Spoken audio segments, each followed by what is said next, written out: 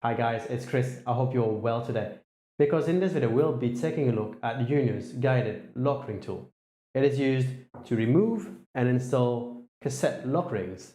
Okay, let's take a look at it. For years of use, this tool is made with special tool steel and blackened for further durability.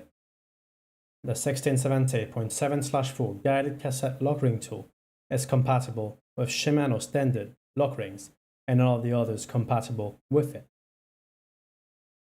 It can be used with a 21mm flat wrench, hexagonal circuit, or adjustable wrench.